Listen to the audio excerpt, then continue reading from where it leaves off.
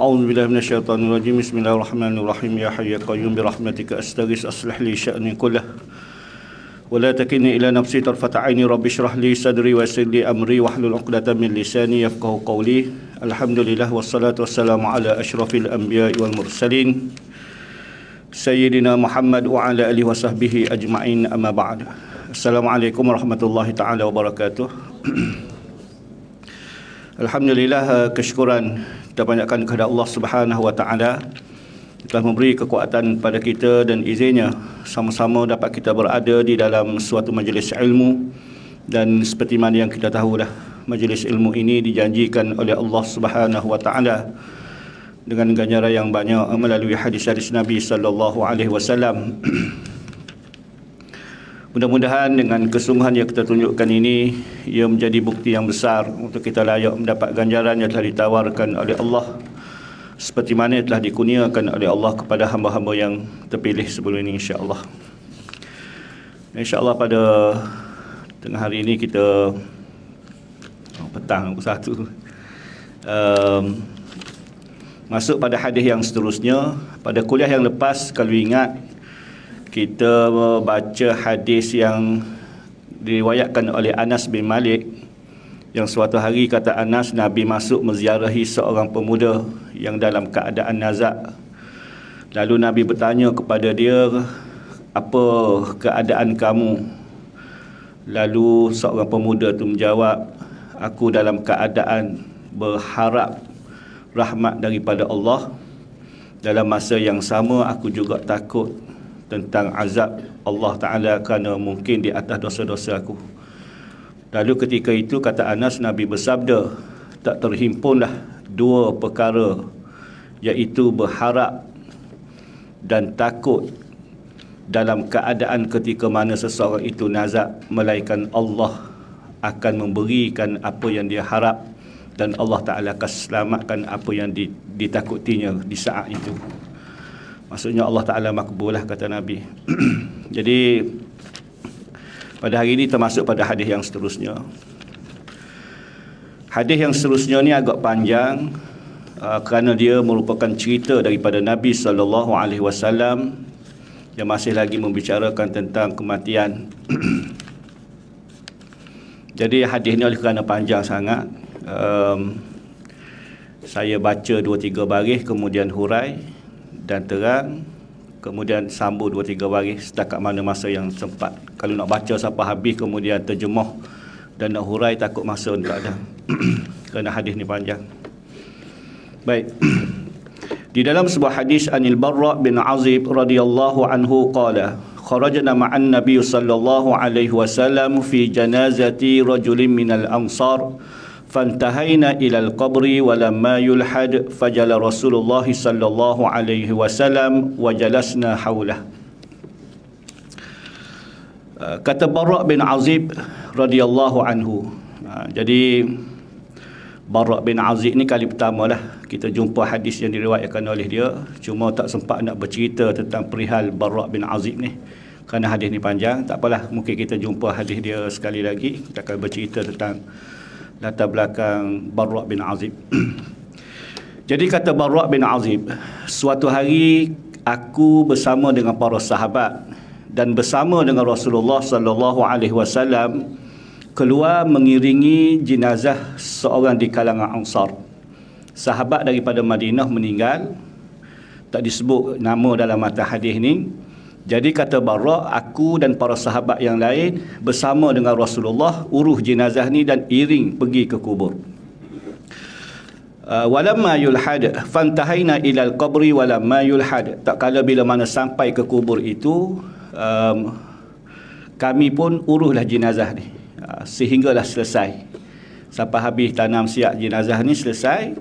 Lalu kata Barra, kami keluar sedikit daripada tempat itu, kemudian fajala Rasulullah sallallahu alaihi wasallam. Lalu Barra kata, aku tengok Nabi duduk. Bila selesai dah tanam jenazah apa semua, keluar sedikit, Nabi pun duduk. Bila Nabi duduk, maka kami semua ni wajalasna haulah. Lalu kami pun duduklah. Dan kami duduk di hadapan Nabi ketika itu, ka'anna ala ru'usina at-tayr, sama seperti mana seekor burung ni duduk di atas kepala. Maksud Barak kata para sahabat ni duduk di hadapan Nabi ni, duduk tu duduk tetap. Kita bila mana duduk, tiba-tiba burung ni meringgat atas kepala kita. Tak nak bagi burung tu lagi. Duduk macam mana? Kerah begitulah. Mungkin tak bergerak dah, tak apa semua. Kalau gatal sikit-sikit atas belakang tu, mungkin tak bergaru lah kot. Maka begitulah Barak beri bayangan kami duduk di hadapan Nabi. Dan itu juga menampakkan disiplin para sahabat ketika mana berhadapan dengan Rasulullah sallallahu alaihi wasallam. Dan itu juga kita dengan Nabi. Allah Ta'ala ni ajar disiplin dengan Rasulullah ni sehingga mengangkat suara lebih daripada suara Nabi pun tak boleh. Allah Ta'ala menyebut, ya ayyuhallazina amanu la tarfa'u aswatakum fawqa sautin nabi. Wahai orang yang beriman, jangan kamu mengangkat suara lebih daripada suara Nabi seperti mana kamu mengangkat suara di antara kamu. Tak boleh. Walaupun kita bersahabat dengan Rasulullah, baik dengan Rasulullah pun suka bergurau apa semua mungkin, macam Bilal. Tak boleh kita ni nak buat lebih kurang tu, tak boleh. Mestilah jangan mengangkat suara lebih daripada suara sama-sama kita ni di hadapan Nabi sallallahu alaihi wasallam. Sehingga para ulama mufassirin menyebut, adakah ayat ini dikira sehingga hari kiamat? Sebab Allah Ta'ala larang jangan angkat suara di hadapan Nabi. Adakah ayat ini ditegaskan kepada para sahabat sahaja sebab mereka hidup di zaman Rasulullah? Dan kalau kita dikira sehingga hari kiamat, macam mana orang yang belakang ni nak mengangkat suara depan Nabi dah Nabi tak ada dah? Maka ulama mengatakan, adakah larangan ini, ayat ini dikira sehingga hari kiamat? Maka para ulama mengatakan ayat ini tak dinasakh walaupun Nabi sudah wafat, tetap dikira sehingga hari kiamat bagi orang yang belakang ni. Bila mana mendengar hadis-hadis Nabi yang sahih, perlu dia mengatakan sami'na wa ata'na. Soal seseorang itu boleh beramal tak boleh beramal, itu kelemahan diri dia. Tapi apa yang penting, hubungan kita dengan Rasulullah, apa ditunjuk oleh Nabi itu, kita mengatakan sami'na wa ata'na. Aku dengar dan aku taat. Soal kita boleh istiqamah tak boleh istiqamah, boleh turut sunnah boleh ikut sunnah, itu mungkin kelemahan kita. Tapi dalam hati kita, kita menerima kerana itu adalah tunjuk ajar daripada Nabi kita Muhammad sallallahu alaihi wasallam. Jadi kata Barak, berjuruh maknanya baiknya kami ni duduk di hadapan Nabi laksana seperti mana seekor burung ni duduk di atas kepala. Maksud duduk tetaplah. Baik. Kemudian Barak kata, Barak cerita lagi, wa fi yadihi audun yang kutubihi fil ard. Dan ketika mana kami duduk di depan Nabi itu, kami tengok Nabi duduk ni, di tangan dia ni ada sebatang kayu. Nabi duduk pegang kayu tu. Dengan kayu di tangan Nabi, kami tengok yang kutubihi fil ard. Nabi duduk main cucuk-cucuk tanah gitu.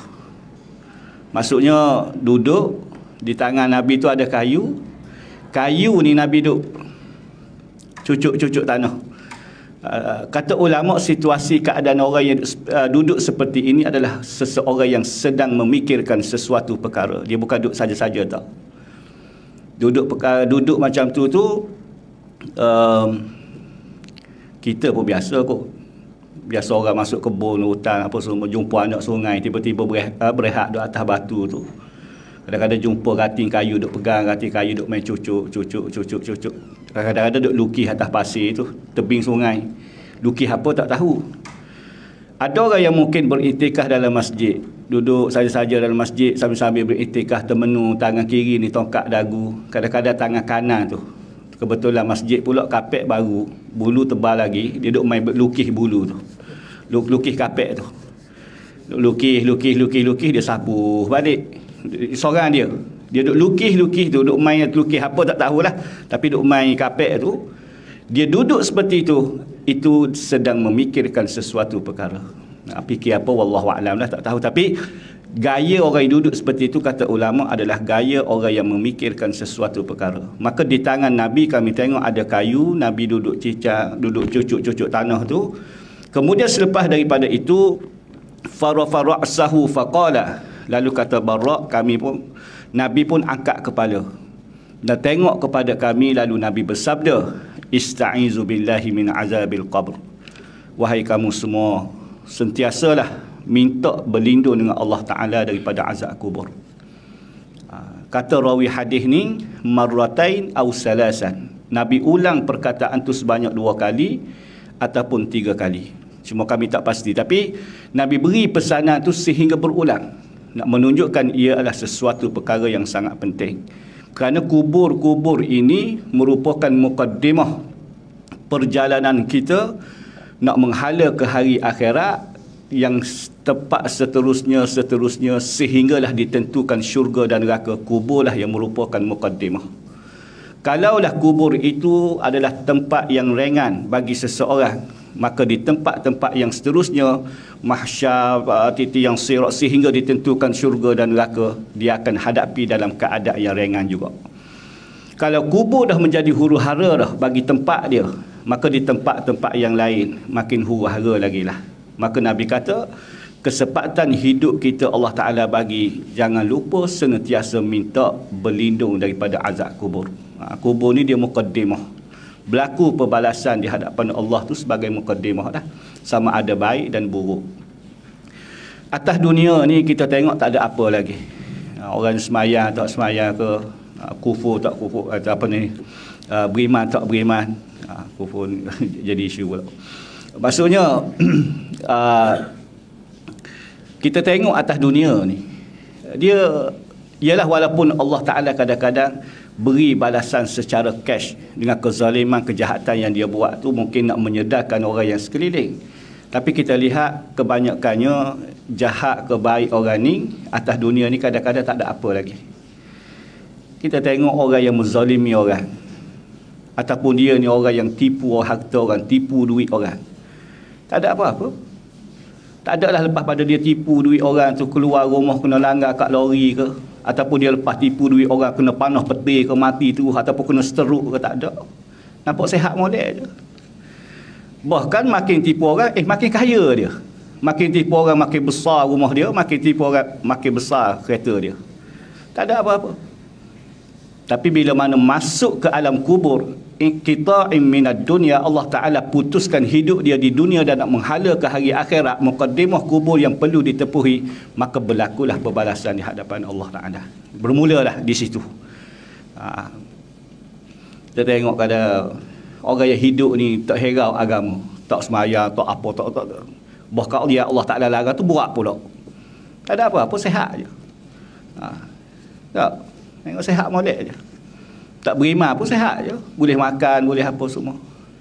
Kadang-kadang kita tengok lebih sehat dia daripada kita.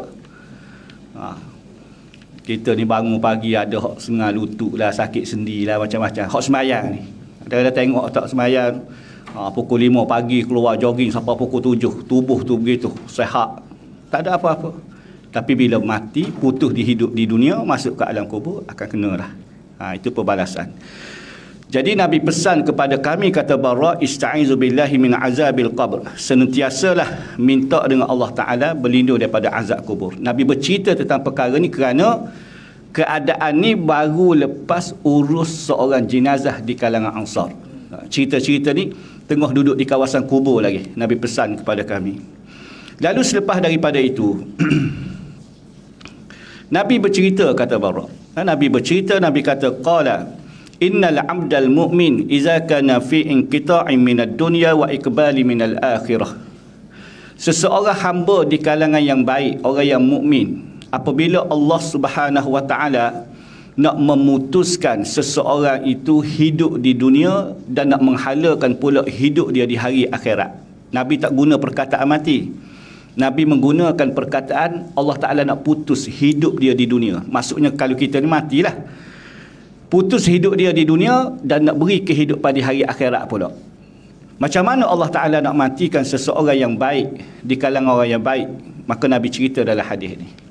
Nabi kata orang yang baik ni, bila mana Allah Ta'ala sampailah waktu ajal dia, Allah Ta'ala nak cabut nyawa dia, sampai satu masa ketika itu, sebelum datangnya malakul maut untuk cabut nyawa orang ni, nazala ilaihi malaikatun minas sama' bidul wujuh ka'anna wujuhahum syam. Nabi kata waktu ketika itu Allah Ta'ala perintah supaya turun dahulu malaikat-malaikat yang berupa bidul wujuh, putih berseri wajah dia. Putih berseri wajah para malaikat ni ka'anna wujuhahum syam, laksana seperti mana mentari, kata Nabi. Putih mereka ni turun dalam keadaan yang bersih, dalam keadaan yang nyaman. Turun dulu malaikat ni. Dan dia turun ketika itu ma'ahum kafanum min akfanil jannah. Nabi kata dia turun-turun ni bawa kain kafan daripada syurga Allah. Kain kafan yang bersifat lembut. Kemudian di samping itu juga wahanutu min hanutil jannah, dia ni bawa pewangi daripada syurga. Turun malaikat ni sehinggalah hatta yajlisu minhu maddal basar, berselerok para malaikat ni, dia duduk di sisi orang nak dicabut nyawa tu sehingga sejauh mata memandang. Ni dia dipanggil sebagai malaikat rahmat. Wallahu alam, yang mungkin kita orang yang sehat berada di sisi orang yang nazak, kita tak nampak suasana ni. Tapi bagi orang yang dalam keadaan saqatul maut sehingga nazak yang terakhir dibuka hijab oleh Allah, maka dia nampak keadaan tu. Kita tengok di Gaza, di Palestin pada hari ini, di kalangan orang yang syahid, dibom. Kalau nak dikira mereka ni syahid tu kerana punca daripada runtuhan, dibom bangunan apa semua, dan mati mereka melibatkan api. Maksudnya bom ni kira api lah. Kebanyakannya bila melibatkan api, runtuhan dengan debu apa semua ni, kita tengok yalah melibatkan benda-benda tu, jadi nak jumpa dengan mayat yang keadaan yang comel tu susah dah.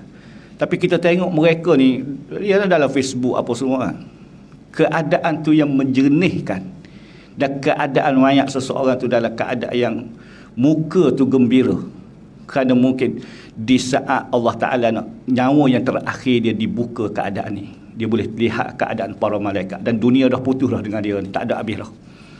Maka ketika itu dia lihatlah suasana yang seperti dicerita oleh Nabi SAW sebelum datangnya malakul maut. Turun dulu malaikat yang putih berseri ni, malaikat berseri. Ya, jangan jadi cerita orang Sudan pula. Orang Sudan ni dia orang Sudan nak cari hak putih ni payah. Sudan, dia tahulah syurga-syurga ni bidadari, malaikat hak dekat nak mati orang beriman ni putih berseri apa semua, layanan apa semua macam-macam. Satu hari dia pengsan. Mari Malaysia dia pengsan. Terkejut tengok Malaysia ni comel. Pengsan dia. Jadi bila pengsan tu orang bawa pergi hospital. Bawa pergi hospital. Dah dia ni orang kenamaan juga. Jadi nurse-nurse ni ramai lah duduk. Itu dia rawat apa semua ni, kerja emergency. Tiba-tiba tengok keadaan nurse duk ramai, duk serabut, nak pasang wayar, hak ni pegang tangan, nak cocok macam-macam lah. Lalu dia sedar waktu tu. Sedar dia tengok nurse ni ramai pakai baju putih semua, dia kata. Dia kata aku ni mati dah dalam syurga, dia kata. Lepas tu dia kata kat nurse, nanti dulu nanti, sorang-sorang ni. Ramai sangat ni, kata. Dia ingat kata tu syurga dah. Hospital baru tu. Di hospital kan comel apa semua putih. Jadi suasana tu, mungkin orang yang bila mana nak dicabut nyawa dia tu adalah dalam keadaan yang seperti itu dia akan nampak. Ada sebahagian orang yang mati dalam keadaan tersenyum apa semua. Dia tengok keadaan tu. Kita orang yang sehat berada di sisi orang yang nazak ni, mungkin kita tak diberi dalam hal tu. Jadi Nabi kata turun dulu malaikat ni, sehingga ramai mereka duduk di sisi orang yang nak dicabut nyawa, berselerak sejauh mata memandang. Maka ketika itu summa yaji'u malakul maut alaihi salam. Nabi kata ketika itulah datangnya malakul maut.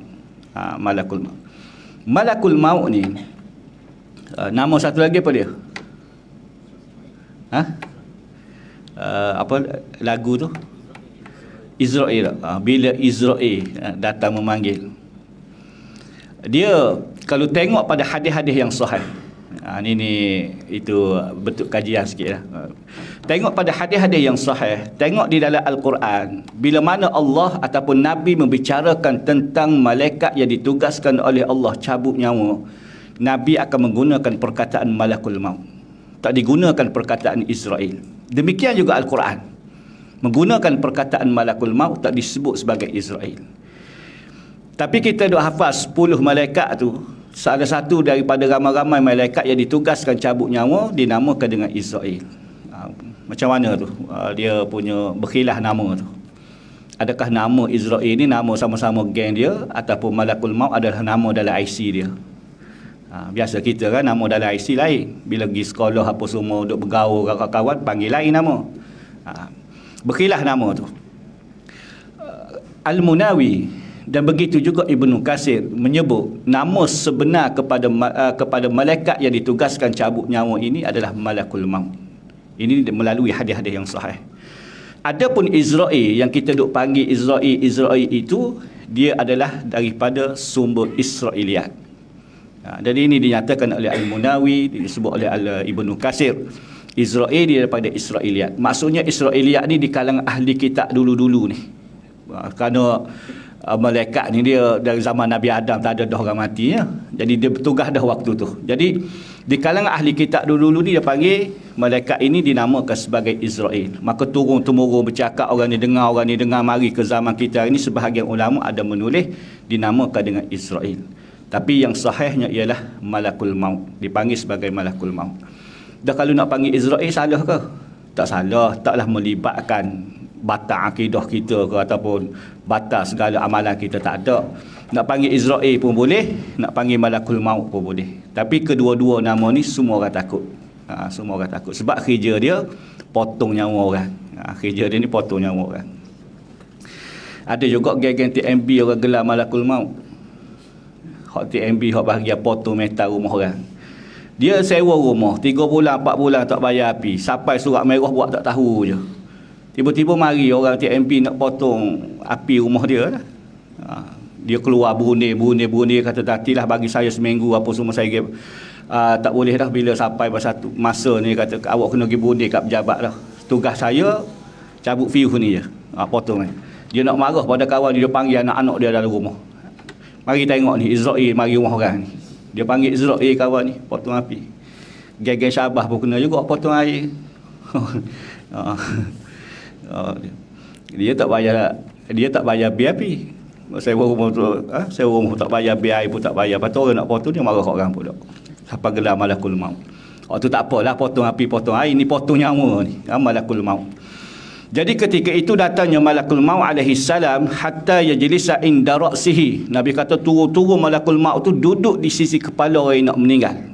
Oleh kerana orang yang nak meninggal ini adalah orang yang baik, bila turun saja malakul maut di saat itu fayaqulu, Nabi kata dia akan menyebut perkataan ayyatuhan nafsut tayyibah, wahai jiwa yang baik.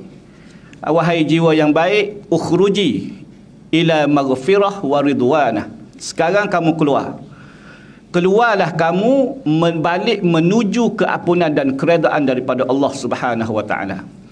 Nabi kata orang yang baik ni bila malakul maut seru sahaja dengan perkataan keluar kamu balik menuju keampunan dan keredaan Allah, ruh seseorang ni fatakhruju tasilu kama tasilul qatrah min fis siqa. Ruh ni dia akan keluar. Tak berlaku sentapan, tak berlaku tarik, tak berlaku. Melainkan malakul maut seru saja. Keluar kamu sekarang balik menuju keampunan dan keredaan Allah, maka ruh seseorang ni akan keluar. Dan Nabi beri gambaran cara dia keluar daripada jasad seseorang yang baik itu seperti mana kama tasilul qatrah min fis siqa. Seperti mana air ni keluar daripada bekah dia. Dia al-qatratu min fis siqa ni dia orang dulu ni dia buat bocor air. Orang Kelantan panggil bocor, ni bocor juga. Itulah bekas air kalau kita simpan air itulah. Orang dulu ni dia buat bekas yang simpan air itu daripada kulit kambing. Jadi dia buat design kulit kambing, bekas air itu dia adalah saluran untuk bila mana dituang untuk keluarkan air itu. Susah. Botol mineral lah. Botol mineral ada terisinya air. Kita buka tudung, ambil gelas. Ni, buka tudung. Nak tunjuk je ni. Ni tempat isi air, tempat simpan air. Nabi kata al-qatru min fis siqa ni. Dia keluar ruh orang yang baik ni daripada jasad tu sama seperti mana air keluar daripada bekas dia. Dia keluar gitu. Gitu.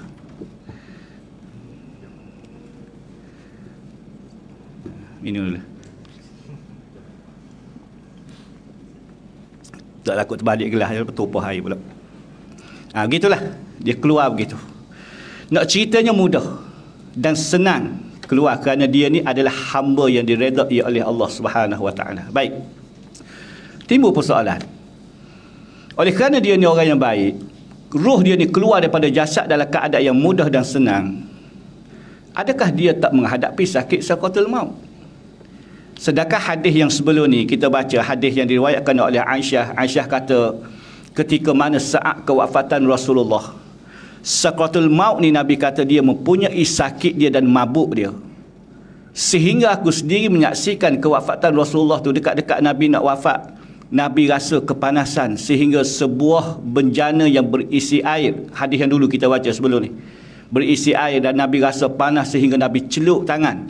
Kemudian ambil air, Nabi sapuh di muka lalu berdoa kepada Allah. Allahumma a'inni ala munkaratil maut au sakaratil maut. Ya Allah, ya Tuhanku, berikanlah pertolongan di atas penderitaan sakit sakaratul maut ni. Hadis yang lain Aisyah kata, kalaulah ada orang yang menghadapi sakaratul maut dalam keadaan yang mudah dan ringan, akan aku cemburui, kata Aisyah. Sebab aku lihat sendiri kesukaran itu berlaku pada Rasulullah. Maksudnya tak ada lah. Dan Rasulullah pun kena sakit sakaratul maut, kita orang hak biasa ni lagilah. Jadi baca hadis ni pula, Nabi kata orang ni mati dalam keadaan yang mudah ruh dia ni keluar sama seperti mana air keluar daripada bekas dia. Adakah tak menghadapi sakit sakaratul maut? Wallahu alam, dalam hal ni para ulama berbincang, setiap orang akan menghadapi sakit sakaratul maut sehingga nazak yang terakhir dia tu dia akan rasa sakit dia.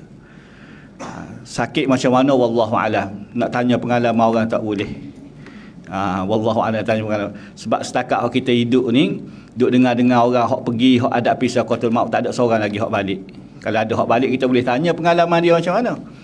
Kalau orang sakit kanser, kata 100 orang kanser ni memang berakhir dengan kematian. Tapi paling-paling kurang pun kalau 1000 orang kena, ada juga orang sembuh seorang. Jadi hak sembuh tu kita boleh tanyalah sakit kanser ni macam mana, dia boleh ceritalah. Tapi sakit sakaratul maut setakat kita dengar ni hak tepuh dalam hal ni, tak ada seorang lagi hak balik. Maka para ulama berbincang dan mengulas tentang apa yang disebut oleh Nabi SAW. Sakit sakaratul maut ni. Dulu kita pernah sebut, Nabi kata iza syakhasal basar, apabila mata seseorang itu dah mula terpacak, duk memandang di tempat yang sama, keadaan itu juga dada ni dia mula berombak. Saat tu mata kita ni waktu sihat ni main, kita nak tengok satu-satu benda sampai 2-3 minit pening kita, sebab mata kita ni main, dia bergerak. Tapi orang yang menghadapi sakaratul maut tu dia tak main dah mata dia duk tengok di tempat tu je. Tengok tu hadis yang lain menyebut kerana dia sedang menanti untuk melihat laluan ruh dia ni keluar. Dan di saat tu juga dia merasakan dada ni mula berombak. Dan waktu tu Nabi sebut dia tahan kesakitan sehingga waqsha'arral jid, kulit-kulit dia ni menggigil, kata Nabi.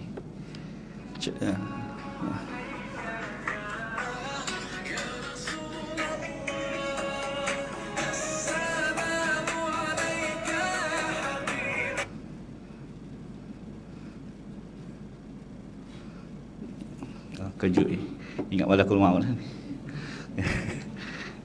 Waqsha'arral jid, mana kulit-kulit dia ni menggigil.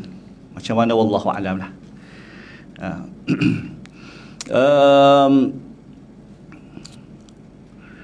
Maknanya sakit sakaratul maut semua akan hadapi. Bahkan orang yang mati syahid, di sana ada hadis yang Nabi cerita orang yang mati syahid ni, macam Palestin apa semualah dihukum. Walaupun sebahagian ada isu ustaz-ustaz ada yang mengulah masa tak mengiktiraf dalam hal tu, apa tu pening kepala belaka lah. Dia mengulas cerita hari ni, dia tidak mengulas secara keseluruhan masalah Gaza, masalah Palestin apa semua tu.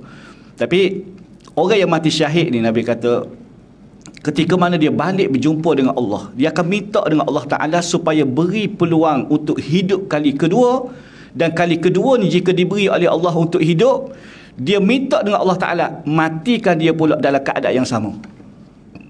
Nabi nak sebut orang yang mati syahid ni terlalu nikmat bila mana balik berjumpa dengan Allah. Kalau boleh nak mati dalam keadaan begitu sehingga berulang kali.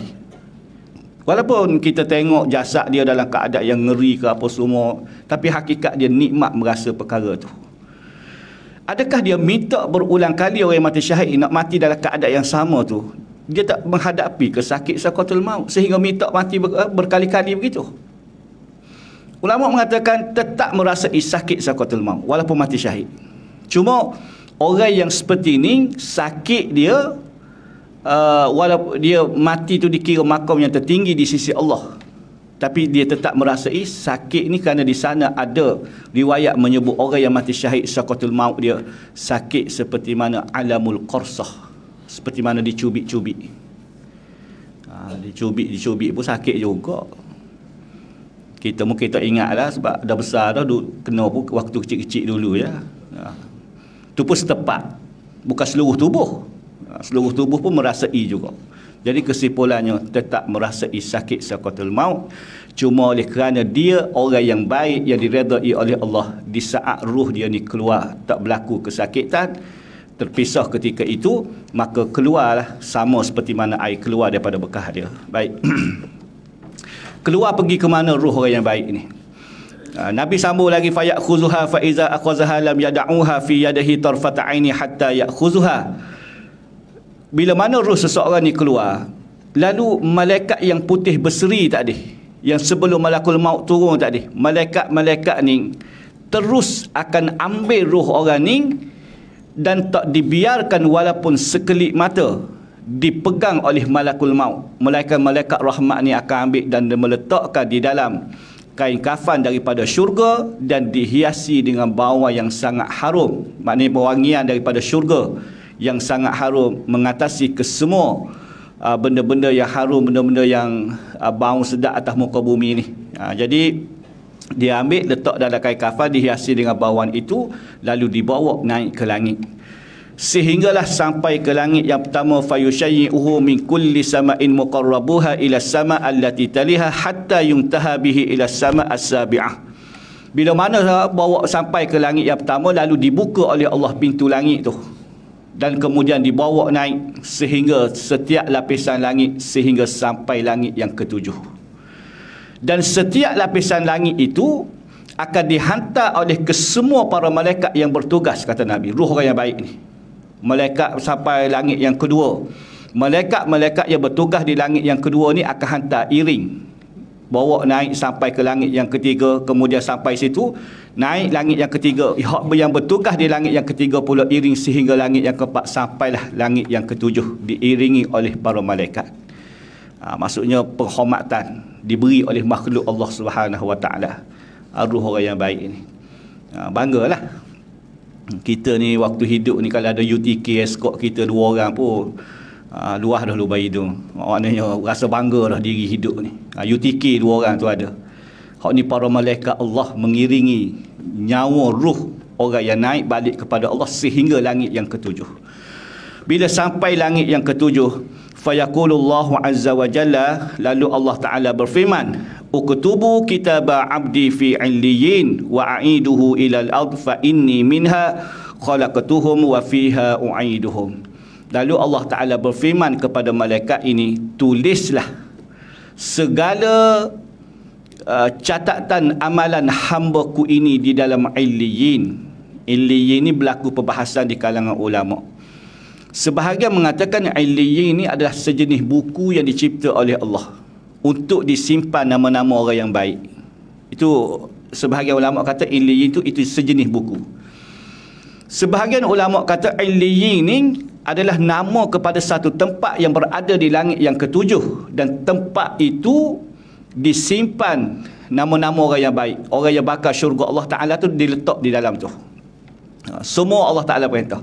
Tak apalah buku ke, bilik ke, tempat ke, yang penting illiyin satu tempat yang tersimpan nama-nama orang yang baik. Lalu Allah Ta'ala perintah kepada malaikat tadi, uktubu abdi fi illiyin, tulislah segala catatan amalan hamba-Ku ini di dalam illiyin. Bila mana selesai tulis, kemudian Allah Ta'ala berfirman lagi, wa'iduhu ilal ard, hantarlah balik ruh orang ni ke bumi.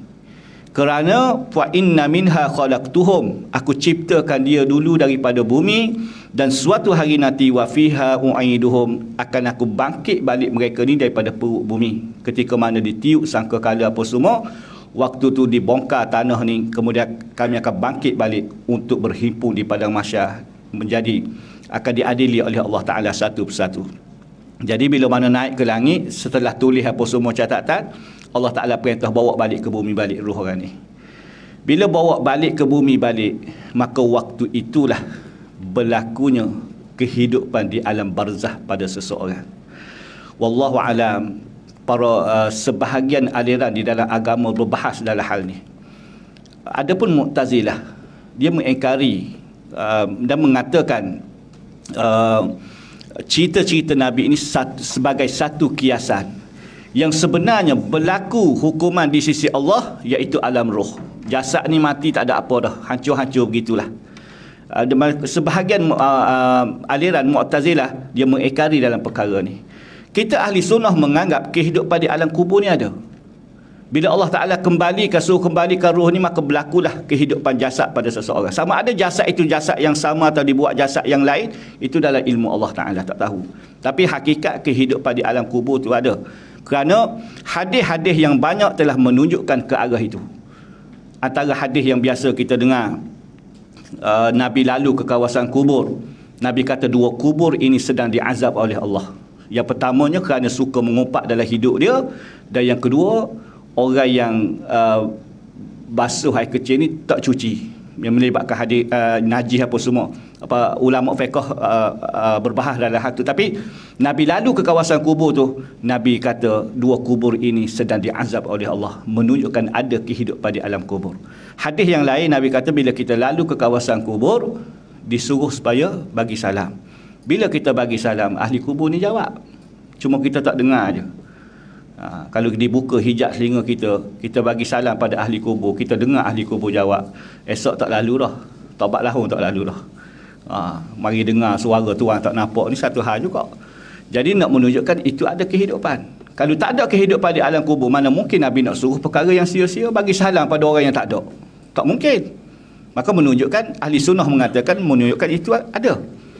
Walaupun kadang-kadang akal kita ni tak tercapai nak fikir. Dan bukan kesemua dalam perkara-perkara agama ni, terutama perkara yang gaib, kita boleh capai dengan akal kita untuk kita berfikir. Tak boleh. Akal kita mengatakan macam mana nak hidup dalam kubur, kiri kanan tanah, atas 4 pulak tanah, kita pun duduk menyenggir begitu dah. Lepas tu datang pulak malaikat tu, celah mana pulak mari boleh malaikat dengan tanah dalam keadaan sempit begitu. Akal kita kata begitu. Tapi Allah Jalla wa'ala, dia boleh buat segala-galanya. Jadi ketika itulah berlaku kehidupan di alam kubur bagi seseorang, maka Nabi kata di saat itu orang yang menemani dia adalah amalan-amalan baik dia. Hak dia baca Quran, dia duduk dalam kuliah, dia sembahyang berjemaah, buat baik, buat ihsan dalam kehidupan, semua amalan ni akan menjadi teman kepada kubur dia. Jadi dalam kubur. Kemudian ketika itulah datangnya 2 malaikat yang dinamakan dengan Munkar Nakir. Munkar Nakir. Bila datang Munkar Nakir lalu soal kepada orang ni, dan apa yang disoal oleh Munkar Nakir itu akan dijawab oleh amalan dia. Lalu Allah Ta'ala berfirman, supaya tinggallah hamba-Ku ini, dan duduklah kamu, diluaskan kubur itu. Para ulama kata kubur tu diluaskan oleh Allah ni, dia kehidupan yang menghijau juga, sama seperti mana permukaan bumi ni juga. Dan dia hidup di saat itu, dia menghirup udara daripada syurga Allah Ta'ala.